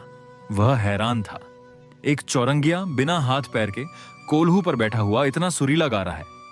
उस रात उस नगर के राजमहल में राजकुमारी ने यह राग सुना। वह अपने शयन कक्ष की खिड़की पर बैठी थी, बारिश की बूंदें उसके चेहरे पर पड़ रही थीं। उसने कान लगाकर सुना, यह राग कौन गा रहा है? इतना करुण, इतना हृदय स्पर्शी, इतना दर्द भरा। ऐसा लग रहा था मानो कोई बहुत बड़ा दुखी व्यक्ति गा रहा हो। राजकुमारी ने अपनी दासी को बुलाया। उसने कहा, जाओ पता लगाओ कि यह राग कहां से आ रहा है। दासी छाता लेकर निकल पड़ी। वह बारिश में भीगती हुई गली गली घूमी, मंदिर मंदिर गई, परंतु राग की उत्पत्ति का पता नहीं चला। अंत में वह तेली के घर पहुंची। उसने देखा तेली के कोल्हू पर कोई चौरंगिया बैठा है और गा रहा है। दासी वहां खड़ी रह गई, उसका हृदय पिघल गया। उसने राजकुमारी को जाकर बताया, राजकुमारी वह कोई संगीतज्ञ नहीं, कोई राजा नहीं, वह एक चौरंगिया है, कोल्हू पर बैठा है, उसके हाथ पैर नहीं है और वह इतना सुंदर राग गा रहा है। राजकुमारी ने उस रात कुछ नहीं कहा, परंतु उसके मन में एक बात बैठ गई। उसने मन ही मन प्रण कर लिया, चाहे कुछ भी हो जाए, मैं इस चौरंगिया से विवाह करूंगी। राजकुमारी का यह संकल्प उसके जीवन की सबसे बड़ी परीक्षा साबित होने वाला था। और यह राजा विक्रमादित्य के जीवन का वह मोड़ था जिसके बाद शनिदेव प्रसन्न होने वाले थे। राजा विक्रमादित्य ने राजकुमारी से पूछा, हे देवी, तुमने क्यों किया ऐसा? तुम इस चौरंगिया से विवाह क्यों करना चाहती थी? राजकुमारी ने कहा, उस रात तुमने जो मल्हार राग गाया था, उस एक राग ने तुम्हें मुझ पर प्रकट कर दिया। उस राग में तुम्हारी आत्मा ने मेरी आत्मा से बात की। मुझे लगा यह आत्मा किसी राजा की है, यह आत्मा किसी साधारण व्यक्ति की नहीं हो सकती। मैंने तुम्हारी पीड़ा को सुना, तुम्हारे दर्द को महसूस किया और मैंने सोचा इस आत्मा को मुक्ति दिलाऊंगी, चाहे मुझे कुछ भी कीमत चुकानी पड़े। राजा विक्रमादित्य की आंखों से अश्रुधारा बह निकली। उन्होंने कहा, देवी तुम सच्ची हो, तुमने सत्य को पहचाना। मैं कोई साधारण व्यक्ति नहीं हूं, मैं उज्जैन का राजा विक्रमादित्य हूं। राजकुमारी स्तब्ध रह गई, उसकी आंखें फैल गईं। उसने कहा, आप विक्रमादित्य, जिनकी कीर्ति पूरी पृथ्वी पर है, वे राजा जिन्होंने नवरत्नों को अपने दरबार में स्थान दिया, वे राजा जिन्होंने विक्रम संवत चलाया। राजा ने कहा, हाँ वही मैं हूं, परंतु शनिदेव के कोप के कारण मैं आज चौरंगिया बन गया हूं। मैंने शनिदेव को छोटा बतलाया था, इसका यह दंड मिला है। राजकुमारी ने राजा के चरणों में सिर रख दिया। उसने कहा, प्रभु मैं धन्य हो गई, मैंने जिस आत्मा को पहचाना था वह वास्तव में महान है। राजा ने कहा, देवी अब मुझे इस रात्रि की प्रतीक्षा है। शनिदेव ने मुझसे कहा था कि इस परीक्षा के बाद वे मुझे दर्शन देंगे। रात का समय गहरा होता जा रहा था। राजमहल के बाहर कुत्ते भौंक रहे थे, अंदर सन्नाटा था। राजकुमारी दीपक जला रखा था और राजा विक्रमादित्य उसकी गोद में सिर रखे पड़े थे। तभी अचानक कमरे में एक अद्भुत प्रकाश फैल गया। वह प्रकाश न तो सूर्य का था, न चंद्रमा का, न किसी दीपक का। वह प्रकाश नीला था, ठंडा था, परंतु अत्यंत तीक्ष्ण था। उस प्रकाश के साथ एक सर्द हवा चली, जिससे सारे दीपक बुझ गए। राजकुमारी घबरा गई। उसने राजा से पूछा, यह क्या हो रहा है? राजा विक्रमादित्य ने कहा, डरो मत, वे आ रहे हैं, शनिदेव आ रहे हैं। कमरे के मध्य में एक काले व्यक्ति की आकृति बनी। पहले धुआं, फिर एक धूमिल छाया, फिर एक स्पष्ट आकृति। वह आकृति धीरे धीरे स्पष्ट होने लगी। नीले वस्त्र, काले शरीर, 4 भुजाएं, एक हाथ में दंड, दूसरे में नागपाश, तीसरे में अभय मुद्रा, चौथे में त्रिशूल। वे थे शनिदेव। राजकुमारी उन्हें देखकर डर के मारे कांपने लगी। राजा विक्रमादित्य ने उसे आश्वासन दिया, डरो मत, शनिदेव न्याय के देवता हैं, वे हमारा अनिष्ट नहीं करेंगे। शनिदेव ने राजा विक्रमादित्य की ओर देखा। उनकी वक्र दृष्टि अब उतनी भयंकर नहीं थी जितनी पहले थी। उसमें अब कृपा थी, संतोष था, मानो कोई पिता अपने पुत्र को कष्ट देकर उस पर गर्व कर रहा हो। शनिदेव बोले, राजा विक्रमादित्य, आज मैं तुमसे अत्यंत प्रसन्न हूं। राजा ने कहा, हे देव, मैंने आपका अपमान किया था, मैं इस दंड का पात्र था। शनिदेव ने कहा, अपमान की बात अब भूल जाओ। तुमने आज जो धैर्य दिखाया है वह अद्वितीय है। तुमने राज्य खोया, धन खोया, मान सम्मान खोया, हाथ पैर खोए, एक चौरंगिया बनकर कोल्हू पर पड़े रहे, फिर भी तुमने कभी धैर्य नहीं छोड़ा, कभी मुझे कोसा नहीं, कभी भाग्य को दोष नहीं दिया, हर दुख को प्रसाद की तरह स्वीकार किया। यही तुम्हारी सबसे बड़ी जीत है। राजा विक्रमादित्य ने नम्रता से कहा, हे प्रभु, आपने मुझे सिखाया है कि सुख और दुख दोनों अस्थायी हैं। राजा होना और रंक होना दोनों एक भगवान की लीला है। मैंने यह सीख ली है। शनिदेव ने कहा, राजन, तुम इस परीक्षा में पूर्ण उत्तीर्ण हुए हो, अब मैं तुम्हें तुम्हारे हाथ पैर वापस देता हूं। शनिदेव ने अपना दंड उठाया और राजा के शरीर पर 3 बार घुमाया। दंड से नीली ज्योति निकली और राजा के शरीर में प्रवेश कर गई। और फिर चमत्कार हुआ। जहां पहले हाथ कटे थे वहां नए हाथ उगाए, जहां पैर कटे थे वहां नए पैर उगाए। न केवल उगाए, बल्कि पहले से भी अधिक सुंदर, अधिक बलशाली, अधिक तेजस्वी। राजा ने अपने नए हाथ देखे, नए पैर देखे, वे उठकर खड़े हो गए। उनके शरीर में वही तेज लौट आया था जैसा उज्जैन के सिंहासन पर बैठे समय था। राजकुमारी विद्यावती यह देखकर आश्चर्यचकित रह गई। उसकी आंखें फैल गईं। उसने देखा कि उसका पति, जो अभी तक चौरंगिया था, एक सुंदर, बलशाली, तेजस्वी पुरुष में परिवर्तित हो गया है। राजा ने शनिदेव के चरणों में शीश नवाया। उन्होंने कहा, हे देव, आपकी कृपा असीम है। मैंने आपका अपमान किया, परंतु आपने मुझे क्षमा कर दिया। शनिदेव ने कहा, राजन, अब तुम अपने राज्य लौट जाओ, अब तुम्हारी 7.5 समाप्त हो चुकी है।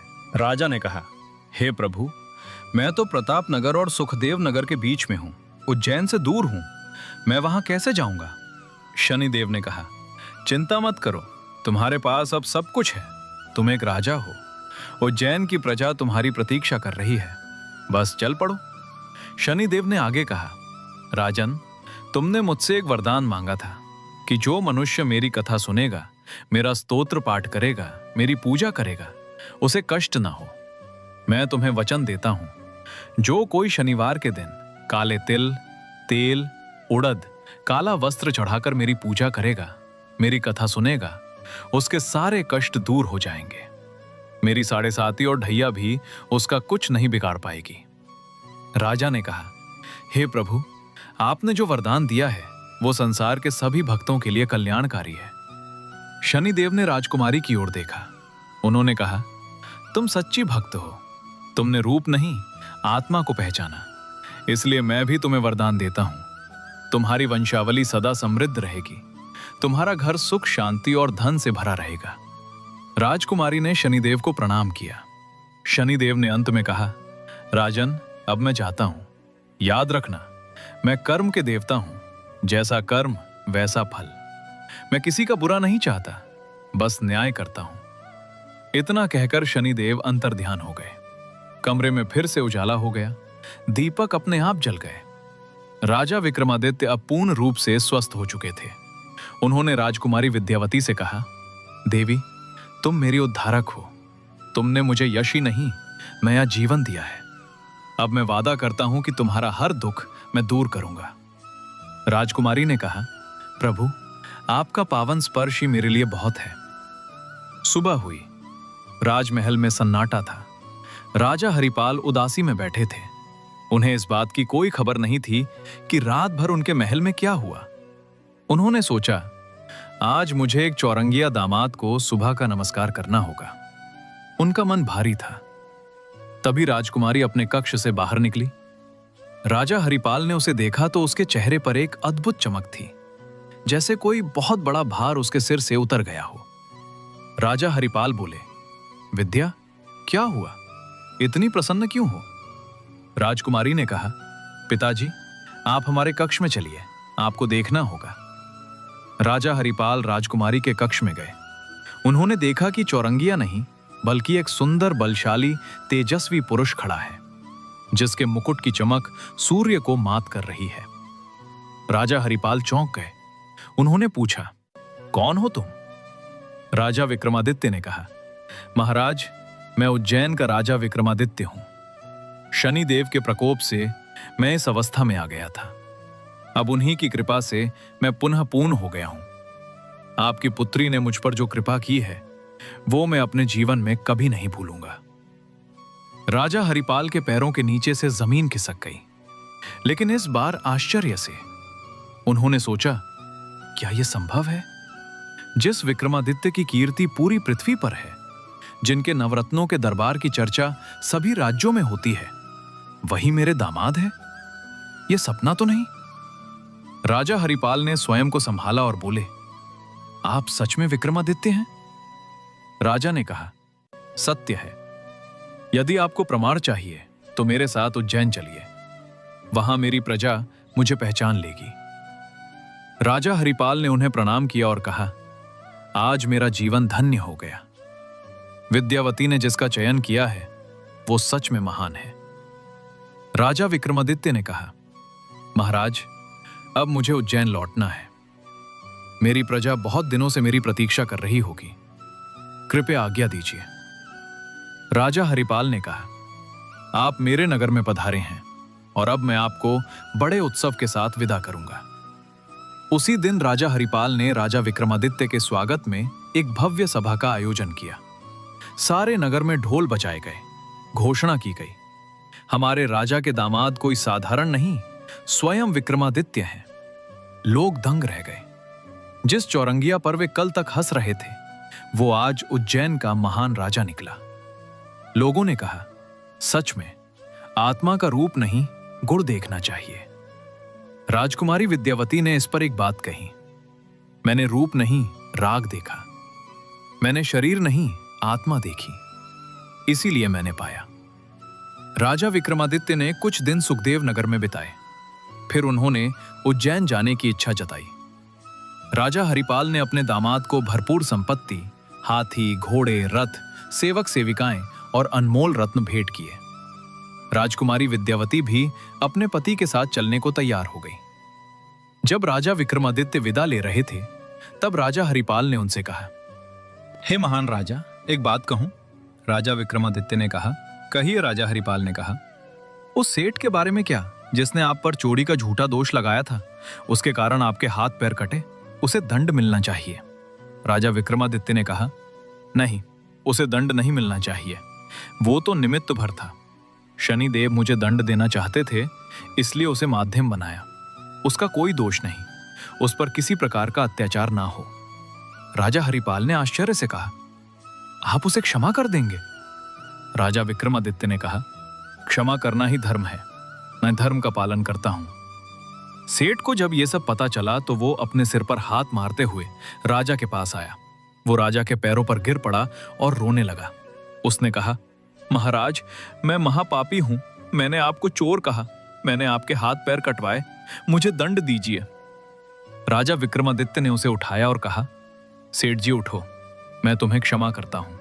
अब तुम शांति से रहो, परंतु आगे से कभी किसी पर बिना प्रमाण के दोष मत लगाना। सेठ ने कहा, महाराज, मुझे तभी शांति मिलेगी जब आप मेरे घर प्रीति भोज करेंगे। राजा ने कहा, अवश्य। सेठ ने अपने घर पर बहुत बड़ा भोज रखा।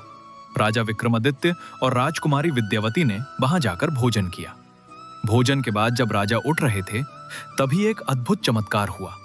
वही लकड़ी की खूंटी जिसने हार निगल लिया था, अब उसी खूंटी से हार बाहर आ रहा था। धीरे धीरे पूरा हार बाहर आ गया।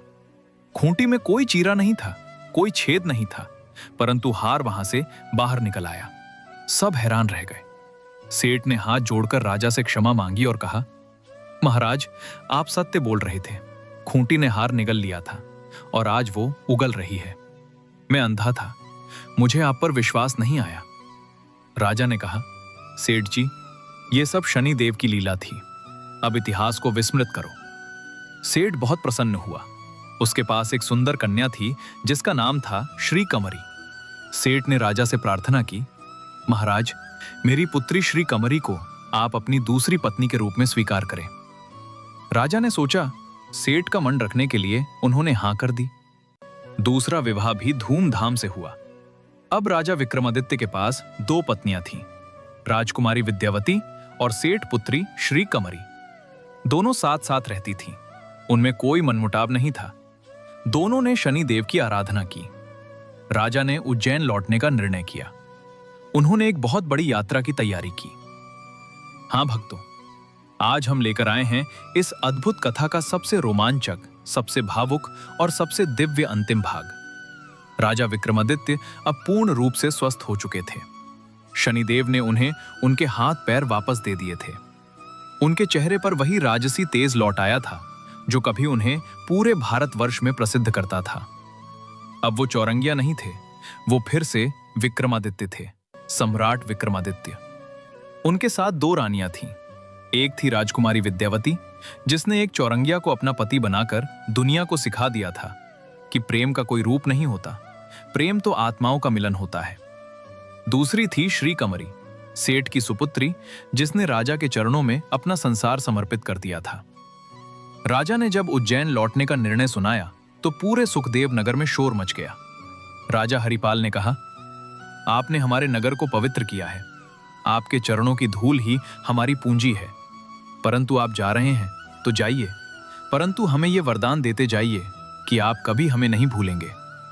राजा विक्रमादित्य ने कहा, महाराज, आपकी पुत्री मेरी पत्नी है, मैं इस नगर को कैसे भूल सकता हूं। मैं अपने जीवन में जब भी इस मार्ग से गुजरूंगा यही रुकूंगा और आपका आशीर्वाद लूंगा।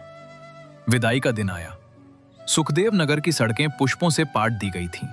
हाथियों पर झूले झूल रहे थे, घोड़ों के समूह सजे हुए थे, रथ सोने चांदी से मढ़े गए थे। राजा विक्रमादित्य अपने रथ पर सवार हुए। उनके एक ओर राजकुमारी विद्यावती थीं और दूसरी ओर श्री कमरी। दोनों रानियों के मुख पर अद्भुत आभा थी। नगर की स्त्रियां अपने हाथों में दीपक लिए हुए थीं। बच्चे विक्रमादित्य के नाम का जयघोष कर रहे थे। वृद्ध आशीर्वाद दे रहे थे, हे महाराज, आपकी कीर्ति 7 समुद्र पार जाए।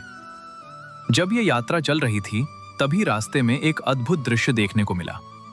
जिस सेठ ने राजा पर चोरी का झूठा आरोप लगाया था, वो भी अपने परिवार के साथ वहां खड़ा था। उसके हाथ में एक थाली थी जिसमें फूल, अक्षत और दीपक थे। उसकी आंखों से आंसू बह रहे थे, परंतु उसके चेहरे पर पश्चाताप की जगह अब शांति थी। उसने राजा के रथ के आगे आकर हाथ जोड़ लिया। सेठ ने कहा, महाराज, मैं महापापी हूं। मैंने आप पर झूठा आरोप लगाया, मैंने आपके हाथ पैर कटवाए।